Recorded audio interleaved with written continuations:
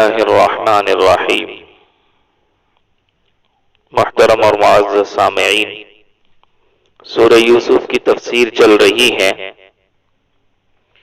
جس میں 29ویں آیت تک کی تفسیر مکمل ہو چکی ہے۔ آج انشاءاللہ آیت نمبر 30 سے تفسیر کی جائے گی۔ آپ سے پھر وہی درخواست ہے کہ وقت پر پابندی سے اور غور توجہ سے قرآن کریم میں دیکھ کر سننے کا اہتمام فرمائیں اور دوسروں کو بھی اس سلسلے سے جوڑیں۔ اعوذ باللہ من الشیطان الرجیم، بسم اللہ الرحمن الرحیم۔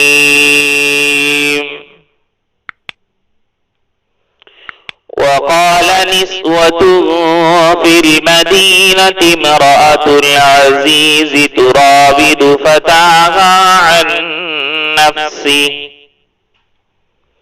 قد شغفها حبا إنا لنراها في ضلال مبين۔ اور شہر میں کچھ عورتیں یہ باتیں کرنے لگیں کہ عزیز کی بیوی اپنے نوجوان غلام کو ورغلا رہی ہے، اس نوجوان کی محبت نے اسے فریفتہ کر لیا ہے، ہمارے خیال میں تو یقینی طور پر وہ کھلی گمراہی میں مبتلا ہے۔ گزشتہ کل حضرت یوسف علیہ السلام پر زلیخا کے فریفتہ ہونے کا واقعہ آیا تھا، جس میں زلیخا نے حضرت یوسف علیہ السلام کو گناہ کی دعوت دی اور حضرت یوسف وہاں سے بچ کر بھاگے۔ پھر عزیز مصر کے سامنے سارا واقعہ آیا اور ایک گواہ نے گواہی دی، جس سے حضرت یوسف علیہ السلام کی برات ظاہر ہوئی۔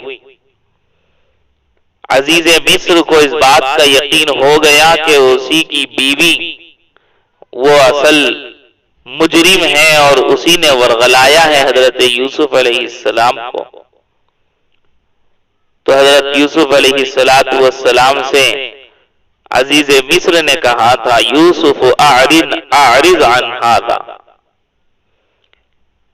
کہ یوسف تم اس بات کا کچھ خیال نہ کرو، اور اپنی بیوی سے کہا تھا واستغفری لذنبک، کہ عورت تو اپنے گناہ کی معافی مانگ، انکی کنتی من الخاطئین، یقینی طور پر تو ہی خطا کار تھی۔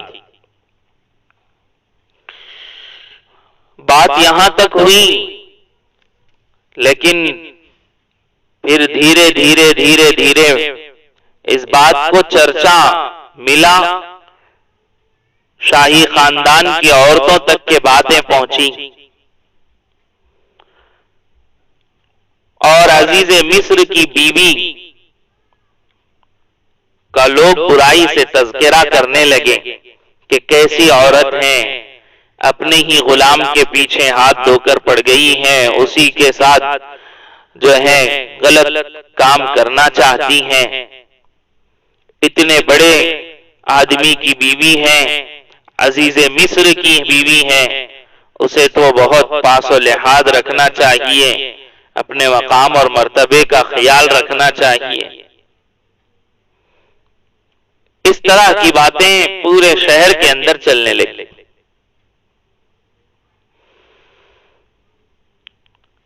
تو اب جب اس عزیز مصر کی بیوی نے زلیخا نے یہ ساری باتیں سنی، تو اس نے ایک چال چلی ان عورتوں کے سامنے حسن یوسف کو ظاہر کرنے کی۔ وہ کیا ہے؟ قرآن کریم کہتا ہے، فَلَمَّا سَمِعَتْ بِمَكْرِهِنَّ أَرْسَلَتْ إِلَيْهِنَّ وَأَعْتَدَتْ لَهُنَّ مُتَّكَأً وأعتدت لهن متكئا وآتت كل واحدة منهن سكينا وقالت اخرج عليهن فلما رأينه أكبرنه وقطعن أيديهن وقلن حاش لله ما هذا بشرا إن هذا إلا ملك کریم۔ چنانچہ جب اس عزیز کی بیوی نے ان عورتوں کے مکر کی یہ بات سنی تو اس نے پیغام بھیج کر انہیں اپنے گھر بلوایا اور ان کے لیے ایک تکیوں والی نشست تیار کی اور ان میں سے ہر ایک کے ہاتھ میں ایک چاقو دے دیا اور یوسف سے کہا کہ ذرا باہر نکل کر ان کے سامنے آ جاؤ۔ اب جو ان عورتوں نے یوسف کو دیکھا تو انہیں حیرت انگیز حد تک حسین پایا اور ان کے حسن سے مبہوت ہو کر اپنے ہاتھ کاٹ ڈالے اور بول اٹھی حاشا للہ، یہ شخص کوئی انسان نہیں ہے، ایک قابل تکریم فرشتے کے سوا یہ کچھ اور نہیں ہو سکتا۔ عزیز مصر کی بیوی زلیخا نے ان عورتوں کے جب طعنے سنے تو اس نے ان عورتوں کے سامنے حضرت یوسف کے حسن کو ظاہر کرنے کا ارادہ کیا اور پروگرام یہ بنایا کہ سب کو دعوت دی جائے، دعوت میں اس قسم کا کھانا رکھا جائے کہ جو چاقوؤں سے کاٹ کر کھایا جاتا ہو۔ چنانچہ ایک وقت متعین کر کے سارے شاہی خاندان کی عورتوں کو اس نے دعوت پر بلایا اور بہترین بیٹھکوں کا ان کے لیے انتظام کیا۔ ایسی بیٹھک کھانے کے لیے لگائی جس میں تکیے لگے ہوئے تھے، تکیوں پر آرام سے بیٹھا جا سکتا تھا، اور کھانا ایسا بنوایا کہ اس کو چاقوؤں سے کاٹ کر کھایا جا سکے، یعنی گوشت ہو یا پھل فروٹ وغیرہ ہو۔ جب یہ ساری عورتیں دستر پر بیٹھ گئیں اور چاقو سے کاٹ کر کھانے کی چیزیں کاٹنے لگیں، اس وقت زلیخا نے حضرت یوسف علیہ السلام سے کہا کہ اے یوسف، ذرا ان کے سامنے سے گزر جاؤ۔ اب جو یوسف اس کمرے میں داخل ہوئے ہیں، دعوت کے اس جگہ پر داخل ہوئے ہیں، ان عورتوں نے جیسے ہی یوسف علیہ السلام کو دیکھا ہے بس مبہوت ہو کر رہ گئی۔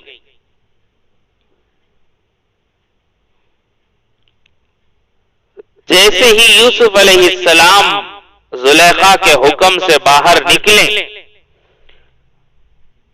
تو حضرت یوسف کے جمال کو دیکھ کر دنگ رہ گئی اور رخ انور کی تجلی اور تابانی سے اس قدر متاثر ہوئی کہ چیزیں کاٹنے کے بجائے بے خودی میں اپنے ہاتھ کاٹ لیے اور یکدم کہنے لگی کہ کون کہتا ہے یہ انسان ہے؟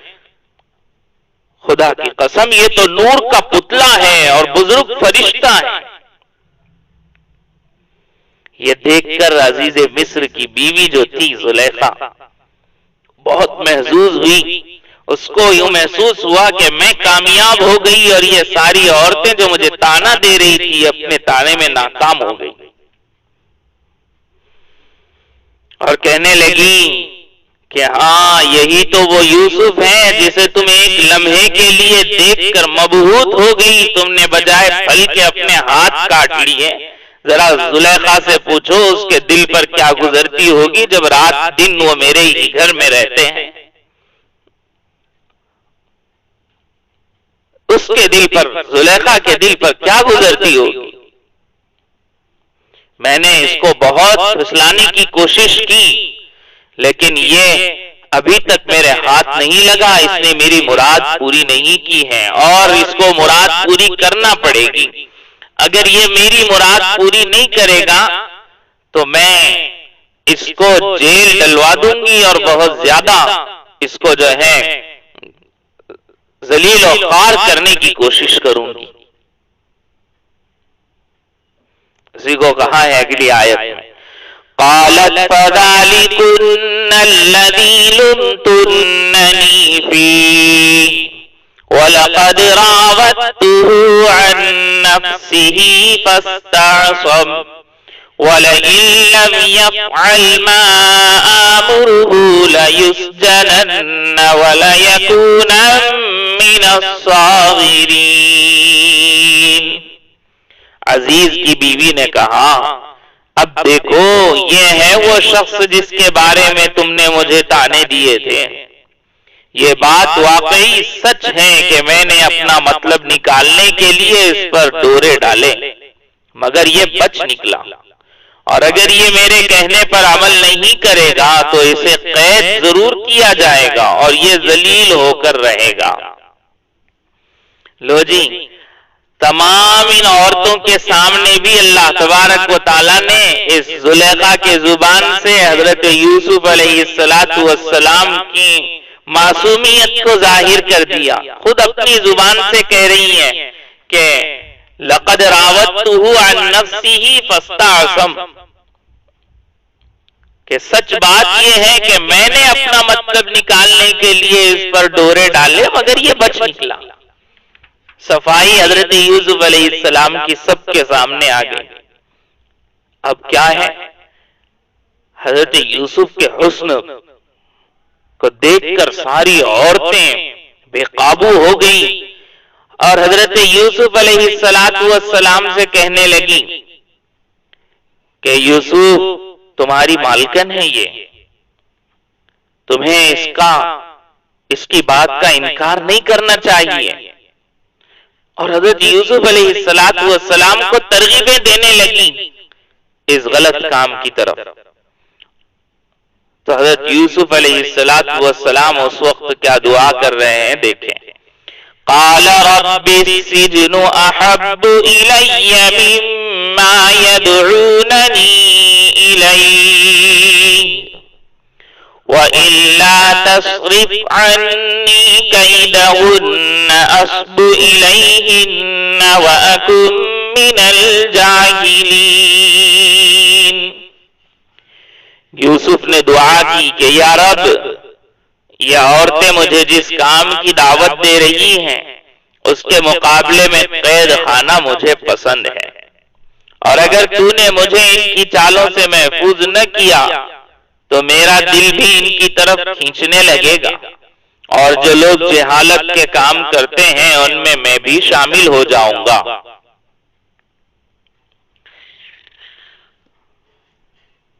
تو ان عورتوں نے حضرت یوسف علیہ السلام کو نصیحت کرنا شروع کر دی تھی کہ تمہیں اپنی مالکہ کا کہنا ماننا چاہیے. اور بعض روایات سے یہ بھی معلوم ہوتا ہے کہ ان عورتوں میں سے بھی کچھ ایسی تھیں جنہوں نے تنہائی میں نصیحت کے بہانے سے بلا کر کے گناہ کی دعوت دینا شروع کر دی تھی. اس لیے دیکھیے حضرت یوسف علیہ السلام یہاں جو دعا کر رہے ہیں اس دعا میں صرف زلیخا کا نہیں بلکہ تمام عورتوں کا ذکر کر رہے ہیں.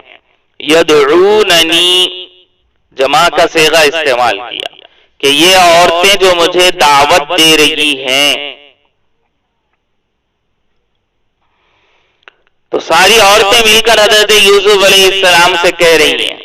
حضرت یوسف علیہ السلام پریشان ہو کر کے اللہ سے دعا کر رہے ہیں، یا اللہ اس گناہ میں پڑنے سے بہتر تو میرے لیے جیل خانہ ہے، میں جیل خانہ جانا پسند کروں اس کے مقابلے میں. تو مفسرین کہتے ہیں کہ حضرت یوسف علیہ السلام جب جیل میں ڈال دیے گئے، اس وقت حضرت جبریل علیہ السلام کے ذریعے سے بتایا گیا کہ یوسف تم جیل میں اپنی ہی دعا سے آئے ہو، تم اگر اس وقت میں خدا سے خیر مانگتے، عافیت مانگتے تو جیل میں نہ آتے۔ تم نے اپنی زبان سے کہا کہ میرے پروردگار میں جیل پسند کرتا ہوں،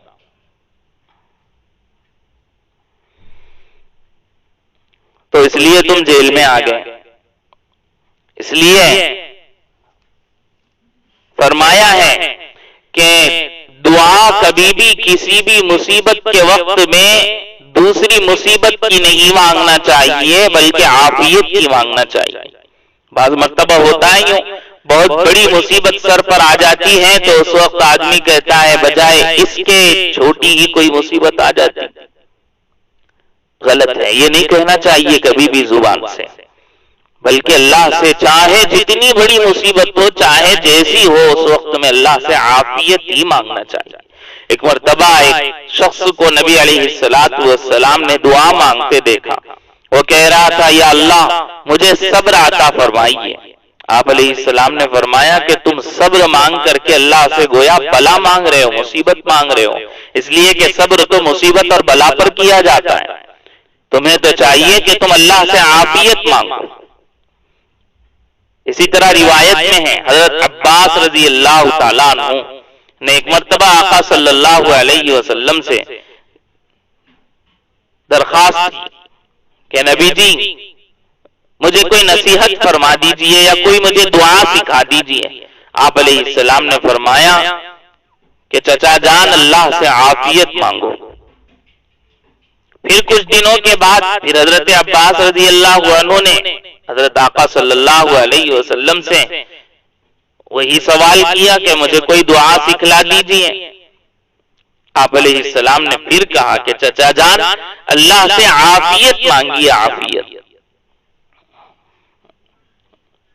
آقا صلی اللہ علیہ وسلم کا فرمان بھی ہے صلی اللہ العافیہ، کہ اللہ سے عافیت کی دعا کیا کرو ہمیشہ۔ اس لیے یاد رکھنا چاہیے، ذہن میں یہ بات رکھنا چاہیے کہ جب بھی دعا کا موقع ملے تو عافیت ضرور اللہ سے مانگے، اور کبھی بھی کسی بھی وقت میں اللہ سے صبر یا اللہ تبارک و تعالیٰ سے کسی بڑی بلا سے چھوٹی بلا کی طرف منتقل کرنے کی دعا ہرگز نہیں مانگنا چاہیے۔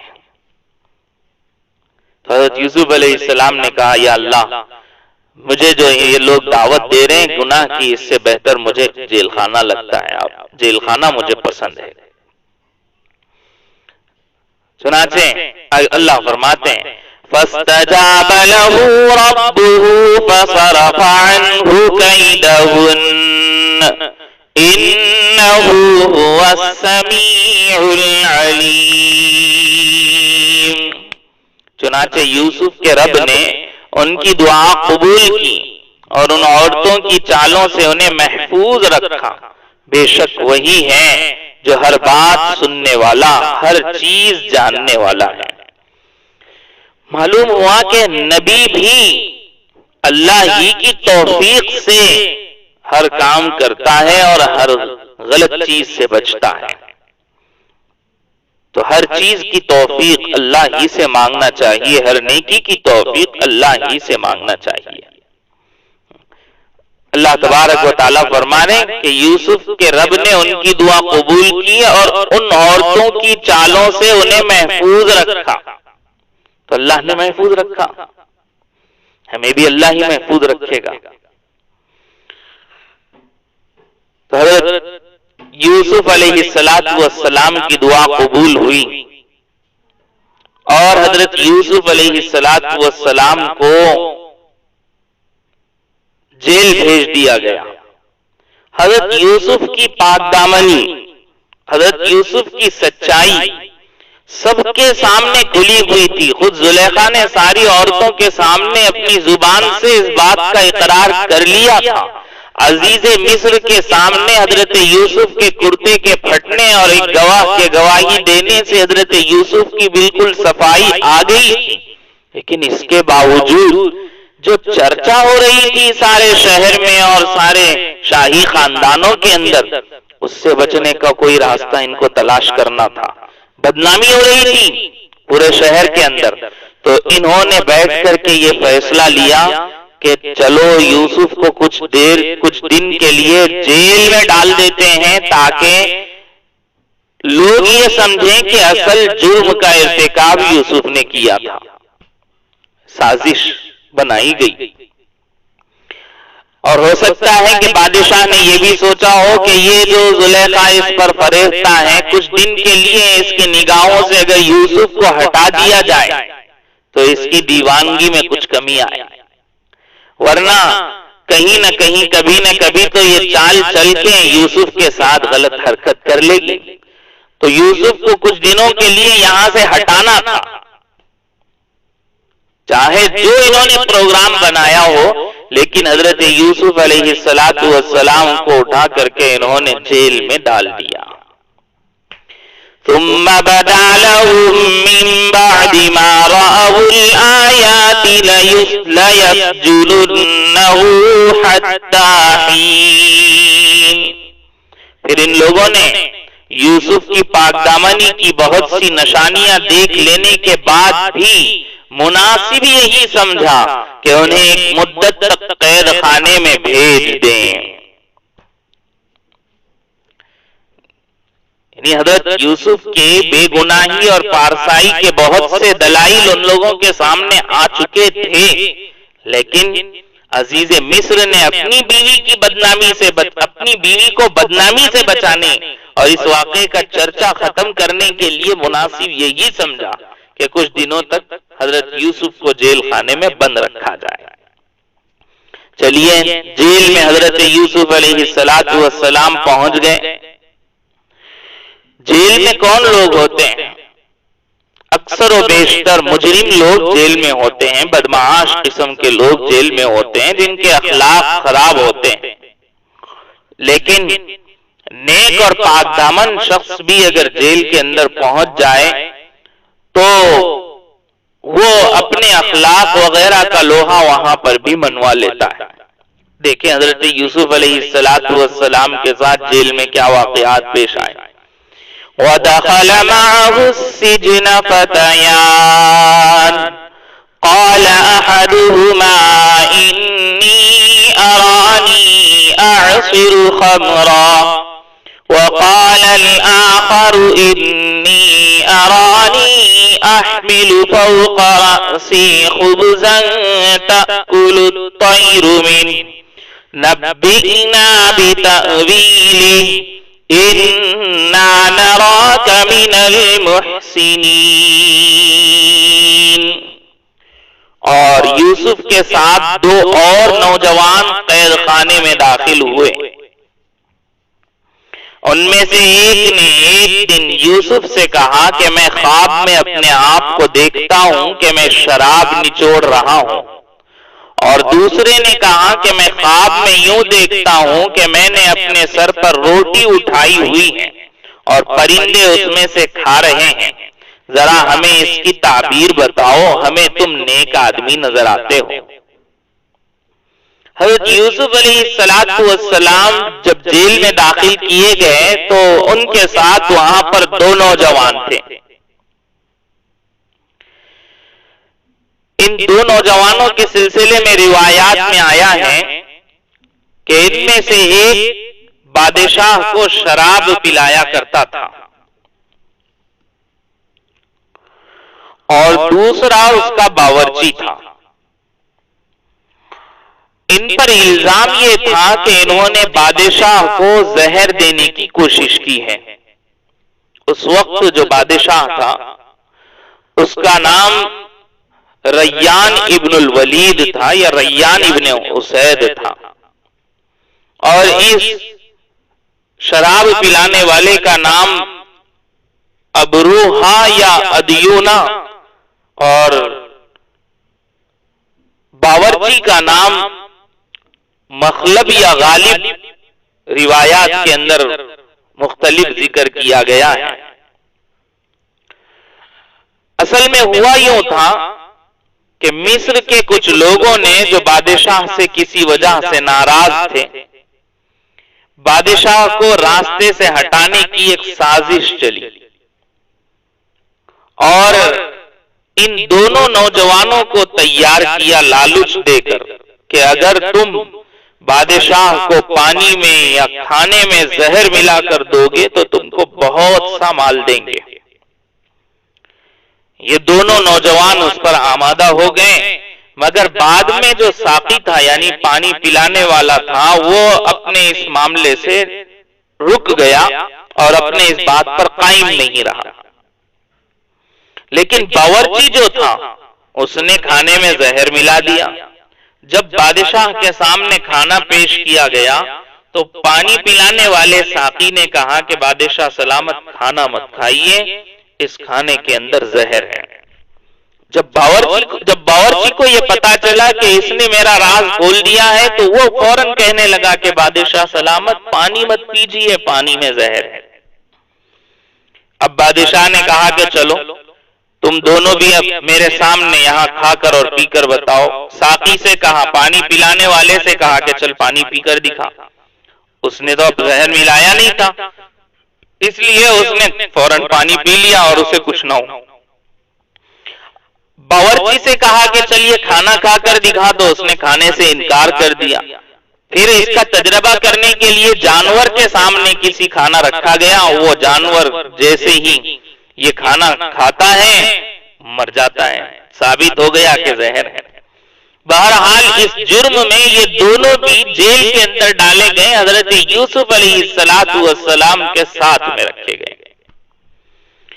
اب جیسے ہی جیل میں آئے، حضرت یوسف علیہ السلام کا حسن دیکھا، چہرہ بہترین خوبصورت کسی اللہ والے کی طرح سے ہے، اور پھر حضرت یوسف کے اخلاق کہ جیل کے اندر سارے قیدیوں کی خدمت بھی کر رہے ہیں، بیماروں کی تیمارداری کر رہے ہیں، ضرورت کسی کی اگر ہو تو اس کو پورا کر رہے ہیں، راتوں کو نمازیں پڑھ رہے ہیں۔ اور پھر حضرت یوسف علیہ السلام نے بھی خود ان کے سامنے ایک بات ظاہر کی کہ میں جو ہے نبی کی اولاد میں سے ہوں، مجھے خواب کی تعبیر بہت اچھے سے بتانا آتی ہے۔ یہ سب چیزیں جب انہوں نے سنی حضرت یوسف علیہ السلام کی اور دیکھ کر متاثر ہوئے تو آ کر کے حضرت یوسف علیہ السلام سے کہنے لگے کہ یوسف، ہم دیکھتے ہیں کہ تم بہت اچھے انسان ہو، نیک آدمی نظر آتے ہو، ذرا ہم نے خواب دیکھا ہے، اس خواب کی تعبیر بتا دو۔ بعض علماء کہتے ہیں، جیسے حضرت عبداللہ ابن عباس رضی اللہ تعالیٰ عنہ کہتے ہیں کہ حقیقت میں انہوں نے یہ خواب دیکھا تھا، اور ابن مسعود رضی اللہ تعالیٰ عنہ کہتے ہیں کہ حقیقت میں نہیں دیکھا تھا بلکہ بناوٹی طور پر حضرت یوسف علیہ السلام کی نبوت اور حضرت یوسف علیہ السلام کے خواب کی تعبیر کے علم کو جانچنے کے لیے یہ خواب بنا کر کے پیش کیا تھا۔ جو بھی ہو، بہرحال ایک نے کہا کہ میں دیکھ رہا ہوں خواب میں کہ میں نے ایک پیالے کے اندر شراب نچوڑی ہے اور میں بادشاہ کو وہ شراب پیش کر رہا ہوں۔ دوسرا کہنے لگا کہ میں خواب میں دیکھتا ہوں کہ میرے سر پر ٹوکری رکھی ہے اور اس میں کئی روٹیاں ہیں اور پرندے گدھ وغیرہ آ کر کے اس میں سے روٹیاں جو ہے نوچ نوچ کر کے کھا رہے ہیں۔ حضرت یوسف علیہ السلام نے جب ان کے خواب سنے تو ان کو اب اپنی پاک دامنی، اپنی نبوت اور اپنی پاک بازی سے اور متاثر کرنا چاہا۔ علماء فرماتے ہیں کہ جب کسی عالم وغیرہ یا اللہ والے کی کسی جگہ پر کوئی پہچان نہ ہو اور وہ وہاں کے لوگوں کو نصیحت وغیرہ کرنا چاہتا ہو تو اسے چاہیے کہ پہلے ان کے سامنے اپنی پہچان کروائے، اپنے علم وغیرہ کے سلسلے میں پہلے ان کو بتا دیں کہ میں فلاں عالم ہوں یا میں فلاں بزرگ ہوں اور میرا یہ معاملہ ہے، تاکہ لوگ متاثر ہو کر کے اچھی طرح سے ان کی نصیحت سن سکیں۔ حضرت یوسف نے یہاں پر یہی کیا، ان سے کہنے لگے کہ سنو، پہلے تمہارا کھانا تمہارے پاس آنے سے پہلے میں تمہیں یہ بتا دوں گا کہ تمہارے پاس آج کیا کھانا لایا جائے گا، اور یہ جو ہے نا وحی کے ذریعے سے مجھے معلوم ہوتا ہے، کوئی جو ہے میرے پاس کوئی فن وغیرہ نہیں ہے، یعنی میں کاہن نہیں ہوں کہ میں کسی طرح سے تم کو کوئی علم کے نہیں، بلکہ میرے اوپر وحی آتی ہے، اس وحی کے ذریعے میں تم کو بتا دوں گا کہ تمہارے پاس آج کھانا کیا آنے والا ہے۔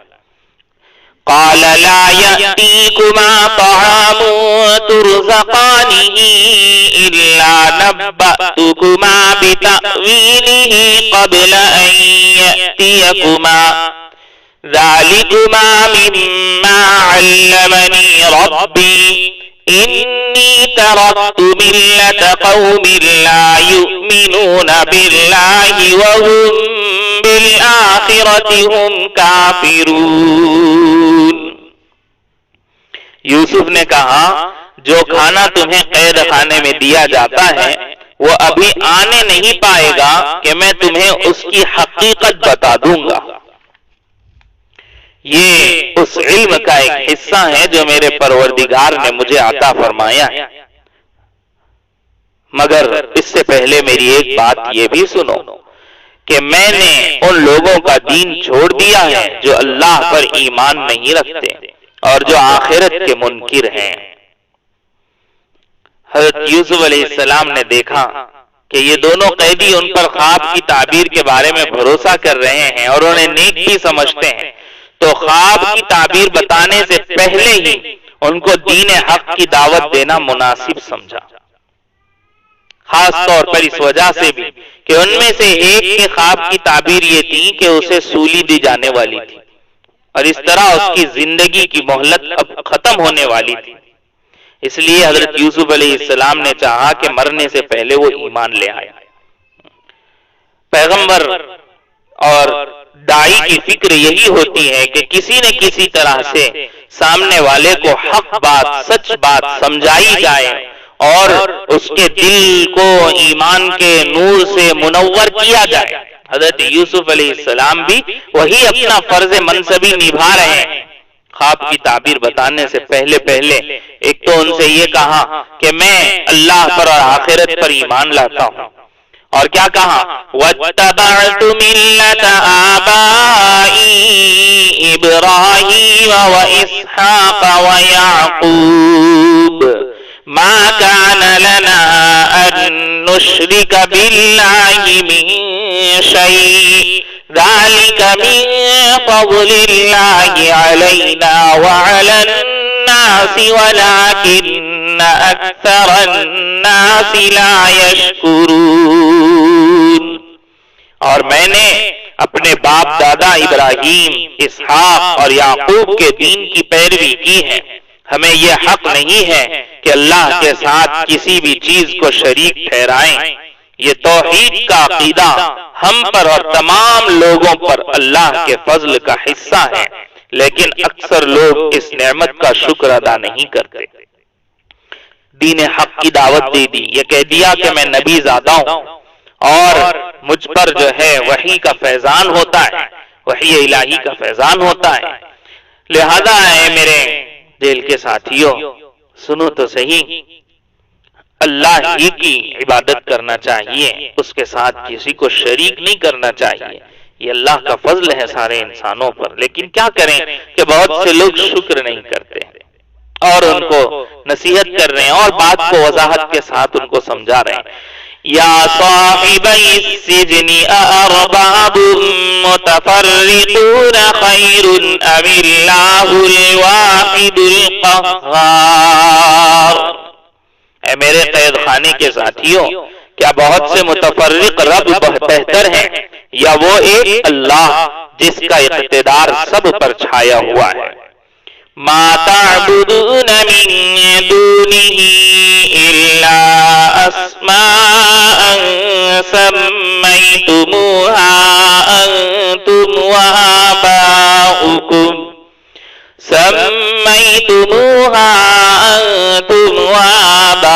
وآباؤكم ما انزل الله بها من سلطان ان الحكم الا لله امر الا تعبدوا الا اياه ذلك الدين القيم ولكن اکثر الناس لا يعلمون.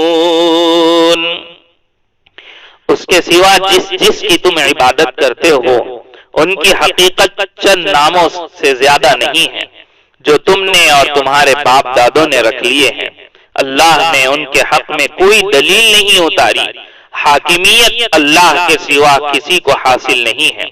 اسی نے یہ حکم دیا ہے کہ اس کے سوا کسی کی عبادت نہ کی جائے. یہی سیدھا سیدھا دین ہے لیکن اکثر لوگ نہیں جانتے. یہ ساری نصیحتیں کر دی حضرت یوسف علیہ السلام نے ان کو. ایک تو معجزہ وہاں دکھلایا کہ کھانا آنے سے پہلے ان کو یہ بتا دیا کہ کیا کیا ان کے کھانے میں آنے والا تھا. مینو کیا تھا, ان کے کھانے کا مینو کیا تھا وہ بتا دیا. اور اب یہاں پر یہ ساری میں نبی زیادہ ہوں, مجھ پر وحی الہی کا فیضان ہوتا ہے, یہ ساری باتیں بتائی اور ان کو سمجھایا کہ میرے جیل کے ساتھیوں ذرا سوچو تو صحیح, بہت سے خداؤں کو ماننا بہتر ہے یا ایک خدا کو ماننا اچھا ہے؟ اور وہ ایک خدا بھی کیسا؟ وہ ایک خدا ایسا جس کا اقتدار سب پر چھایا ہوا ہو, جو سب کا مالک, سب کا آقا, سب کا خالق, سب کا داتا ہو. ایسے خدا کو ماننا بہتر ہے یا کئی خداؤں کی عبادت کرنا بہتر ہے؟ اور سنو, تم جن خداؤں کی اللہ کو چھوڑ کر کے عبادت کرتے ہو نا, وہ کچھ بھی نہیں ہے سوائے اٹکل خیالات. خواہ کہ تم نے اور تمہارے باپ دادوں نے ان کے نام رکھ لیے ہیں, بس دوسرا کچھ نہیں. اللہ نے ان کے سلسلے میں آسمان سے کوئی دلیل نازل نہیں کی ہے. اصل حاکم تو اس کائنات کا, اس جہان کا اللہ ہے. اللہ کے علاوہ کوئی معبود نہیں ہے. اس نے, اللہ نے حکم بھی دیا ہے کہ اس کے سوا کسی کی عبادت نہ کی جائے. اور سیدھا سیدھا سچا پکا صحیح راستہ یہی دین ہے. لیکن بہت سے لوگ سمجھتے نہیں ہیں کیا کریں. تو دین کی ساری باتیں حضرت یوسف علیہ السلام نے ان کو وہاں پر سمجھائی. مفسرین کہتے ہیں کہ داعی کا یہی کام ہوتا ہے, موقع دیکھتے ہی اپنی دعوت پیش کرے سامنے والے پر. اور دوسرا یہاں سے یہ بات بھی ثابت ہوتی ہے کہ حال بنا کر, مناسب حال بنا کر دعوت پیش کرنا چاہیے. یعنی مناسب ماحول بنا کر, ذہن سازی کر کے پھر اپنی دعوت پیش کرنا چاہیے.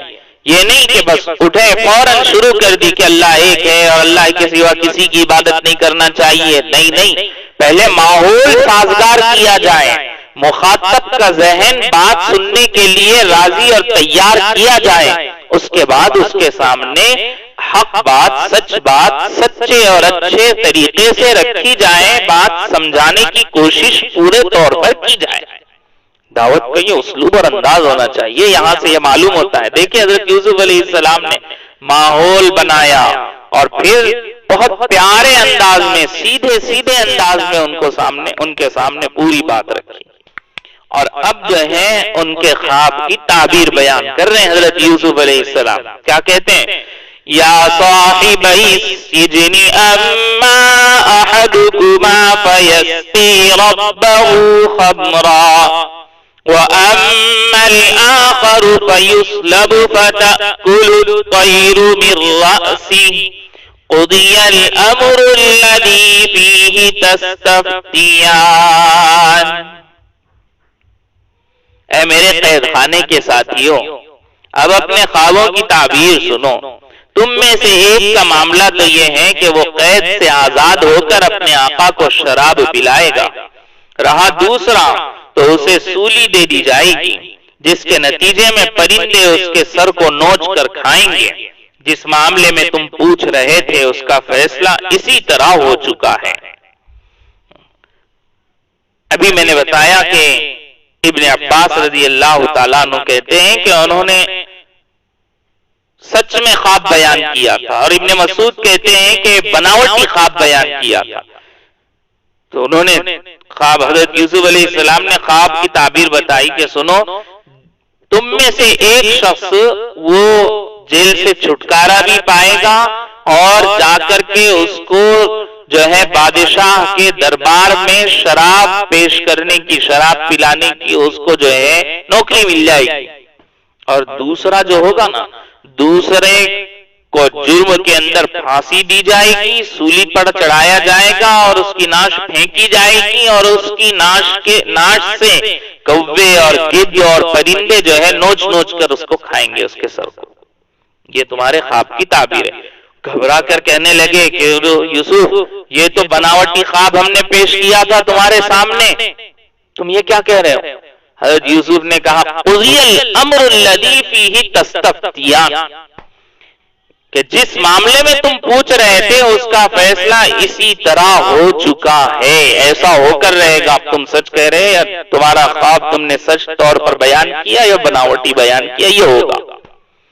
معلوم ہوا کہ بناوٹی خواب بنا کر کے بیان نہیں کرنا چاہیے، ورنہ معبر اگر خواب کی تعبیر دے دیں تو ایسا ہو سکتا ہے، اس لیے بیان نہیں کرنا چاہیے۔ اور شروع میں ہی، سورت کے شروع میں یہ بھی کہہ دیا جا چکا ہے کہ ہر کس و ناکس کے سامنے، فاسق و فاجر کے سامنے خواب بیان نہیں کرنا چاہیے۔ برا ہو تو کہیں بھی بیان نہ کرے اور اللہ سے اس سے پناہ چاہے، بائیں جانب دھتکار دے، بائیں جانب پلٹ کر کے تھوڑی 3 مرتبہ دھتکار دے اور دعا پڑھے، اللہم انی اعوذ بک من شر ہذہ الرؤیا، کہ اللہ میں اس برے خواب سے آپ کی پناہ چاہتا ہوں۔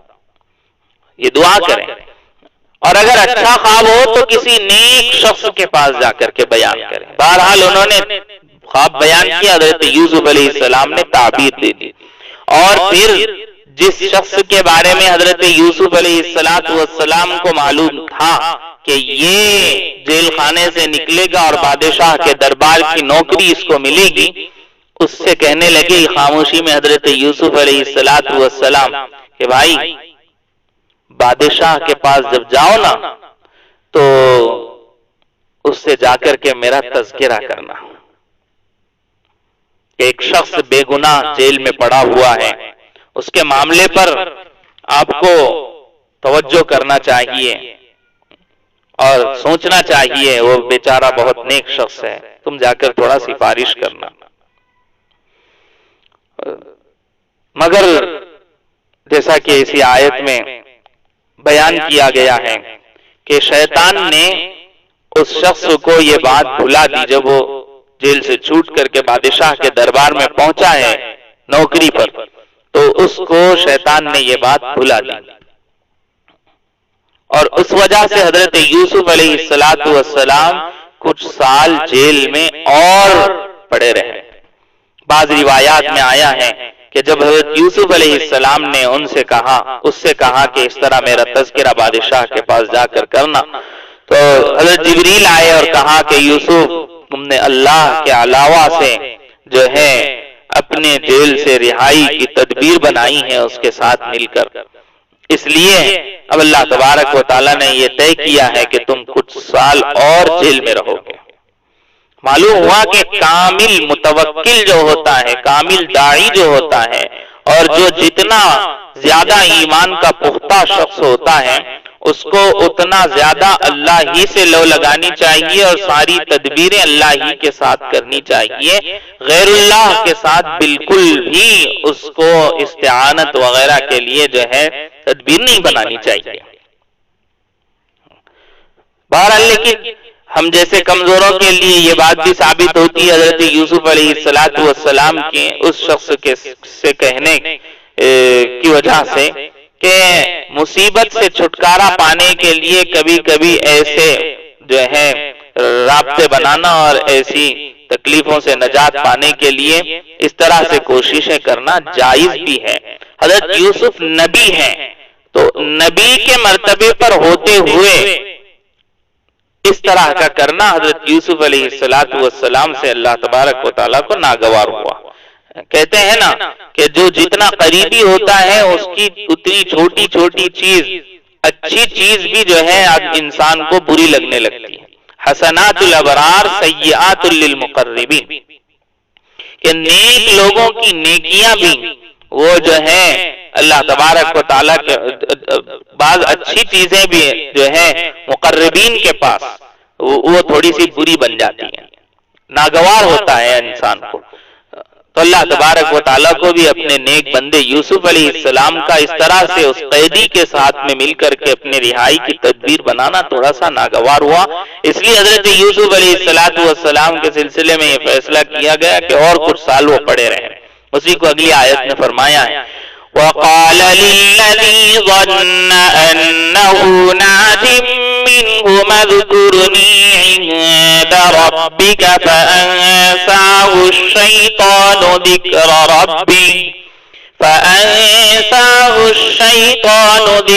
رَبِّهِ فَلَبِثَ فِي السِّجْنِ بِضْعَ سِنِينَ. اور ان دونوں میں سے جس کے بارے میں ان کا گمان تھا کہ وہ رہا ہو جائے گا، اس سے یوسف نے کہا کہ اپنے آقا سے میرا بھی تذکرہ کر دینا. پھر ہوا یہ کہ شیطان نے اس کو یہ بات بھلا دی کہ وہ اپنے آقا سے یوسف کا تذکرہ کرتا. چنانچہ وہ کئی برس قید خانے میں رہے.